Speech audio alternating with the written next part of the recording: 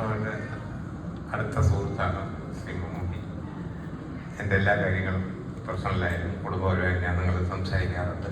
അപ്പോൾ അദ്ദേഹത്തിന് ചടങ്ങ് വരുമ്പോൾ ഒരു സന്തോഷമുണ്ട്. പിന്നെ മാത്രമല്ല, എനിക്ക് കിട്ടിയ പൈസയിൽ കുറച്ച് ഞാൻ കൊടുത്തു. എല്ലാ പടങ്ങളും കണ്ടു. മമ്മൂട്ടി കമ്പനി നിർമ്മിച്ച പടങ്ങളെല്ലാം ഫസ്റ്റ് ഡേയോ സെക്കൻഡ് ഡേയോ അല്ലെങ്കിൽ ഞായറാഴ്ചക്ക് മുമ്പ് കണ്ടിരിക്കും. ഞാൻ രാത്രി വിളിച്ച് ആക്ടറായി പറയാം. അപ്പോൾ എന്ത് വന്നാലും ഇതൊരു നല്ല സിനിമയായിരിക്കും എന്നുള്ളതിന് എനിക്ക് ഭയങ്കര വിശ്വാസമുണ്ട്. കാരണം ഒരു പ്രാവശ്യം ഏതോ ഒരു പാട്ട് കേട്ട് സിനിമയുടെ പേര് ഓർമ്മയില്ല. ഞാൻ പറഞ്ഞു, ഇത് എന്തോന്ന് മോശമായിരിക്കുന്ന പാട്ട്, ഒട്ടും ശരിയായില്ല എന്നൊക്കെ പറഞ്ഞ മറുപടി.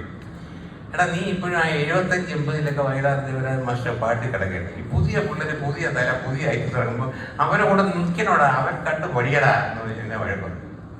അപ്പോൾ അതോടെ ഞാൻ പരിപാടി നിർത്തി. എന്ത് ഈ സ്റ്റേജിൽ വന്നിട്ട് ഇതിൽ പങ്കെടുത്ത മ്യൂസിക്കിൻ്റെ ആൾക്കാരെല്ലാം ആ തുടിക്കുന്ന യൗവനം അവ യൂത്തിൻ്റെ.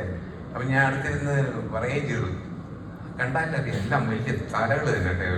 ഇവരൊക്കെ കണ്ടുപിടിച്ച് ഇറക്കിയില്ല പുതിയ മോഡലുകളൊക്കെ. എന്തായാലും വളരെ സന്തോഷം. ഈ സിനിമയെക്കുറിച്ച് വളരെ, എനിക്ക് മാത്രമല്ല ഓൺലൈനിലൊക്കെ കാണുന്നവർക്കൊക്കെ ഭയങ്കര പ്രതീക്ഷ. അപ്പോൾ ആ പ്രതീക്ഷ 100% ഉണ്ടായിരിക്കും. അല്ല, പണ്ടൊരു സംഭവം പറയും, എന്തെങ്കിലും കാണാതെ പട്ടിണി വെള്ളത്തിൽ ചാടില്ല എന്ന് പറയുന്നത്. ഇതിനകത്ത് എന്തോ സംഭവമുണ്ട്, എന്തോ ഒരു ഐറ്റം ഒളിഞ്ഞിരിപ്പുണ്ട്, അത് ഇവരാരും പറയുന്നില്ല.